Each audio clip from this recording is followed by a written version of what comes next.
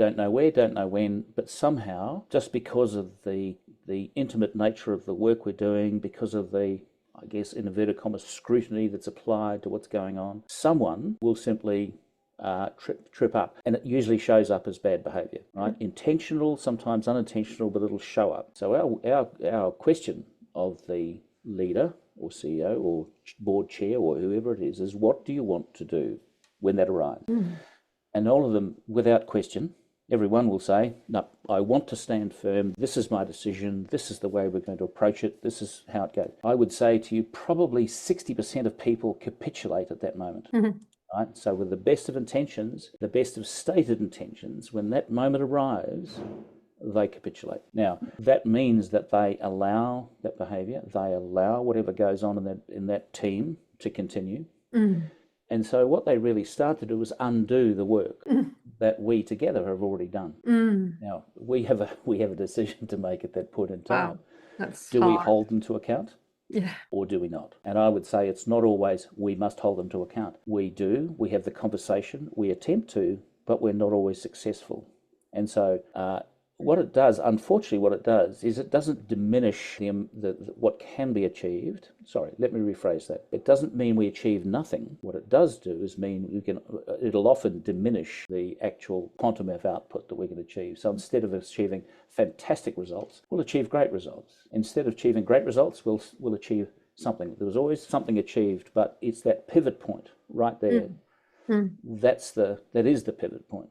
What do they want to do? And so not everyone is ready to leap into that space and go, yes. Now, it's fair to say that some do, and the change is quite dramatic, right? It can be pleased to hear. pivotal and quite dramatic because the leader simply says, here's my stand, this is what I expect. That doesn't meet my or the organisation's expectations, therefore this has to change. And that may be as simple as you need to modify your behaviour.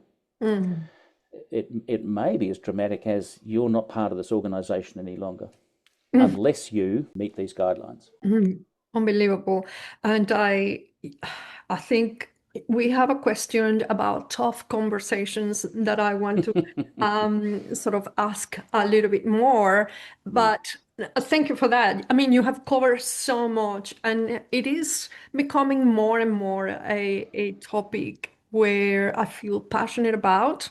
And I will make a confession because, yes, I agree that there are no born leaders as such. You demonstrate those characteristics, but it's through modeling, right? What you saw in your home, what you saw if you are in that era of development, what you saw at school or at uni, the mentors that you surrounded.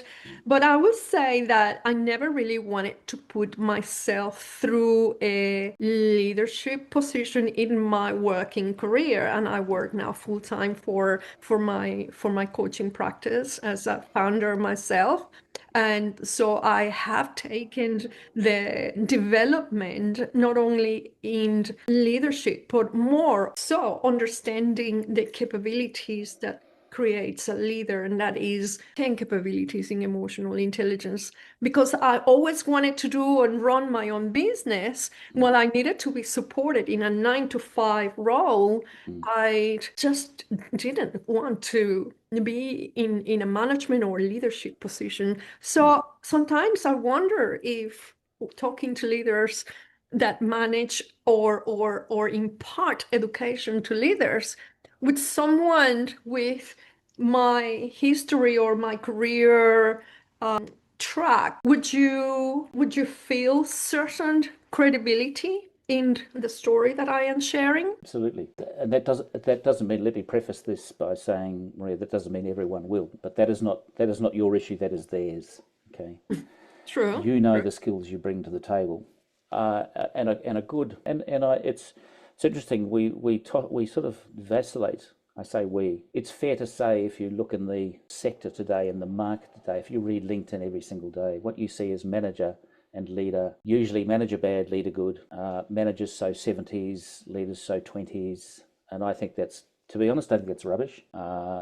It's a bit of both. You can lead an organisation, but you don't lead the bottom line, right? You manage the bottom line. You lead people, but you manage behaviour. So the way I heard it described, I think best, was actually by a gentleman by the name of Andrew Palmer, who writes for The Economist, and he talked about it as being backhand and forehand, and I like that. Right? If you play tennis and the only shot you ever played was forehand, you wouldn't play a very good game, and B, you probably wouldn't last long in a tournament. You need both, and I believe leadership in its broadest context is exactly the same. You need elements of both. It doesn't mean all of one and all of another. It means both. And so now I've forgotten the question, Maria, that you posed to me, or your experience. It was more a statement in terms that, I didn't work as such as a leader in a leadership position, but now I work in emotional intelligence, those in middle management that want to position themselves or aspire to be leaders, because I saw that from a different vantage point, right? And so, yes, you said, okay, it doesn't matter what others believe, it matters what you believe, Maria.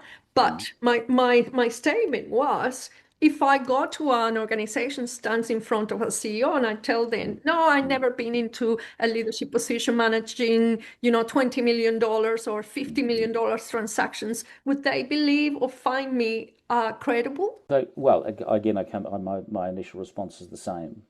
Some may not, but that doesn't matter. What matters is your confidence in putting yourself in that position. So if you were to think about your life and the experiences you have had, right, there are myriad opportunities of leadership in your life, myriad experiences of leadership in your life, both in terms of managing, i.e. keeping a lid on something and making it work, and leading, and I say leading in its broadest context, right? So you will find.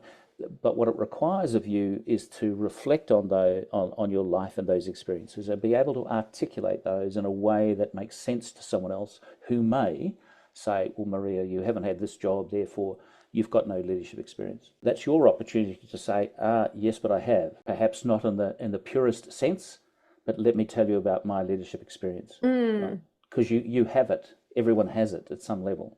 You may not see it right now, but on reflection, you will find it. And that is where you want to hone in on. That's what you want to identify, to be able to say, here is my experience as a leader. Because the reality is most people in most organizations, most often we see, are promoted based on either technical skill or talent, right? Without anything else, without any other structure around them.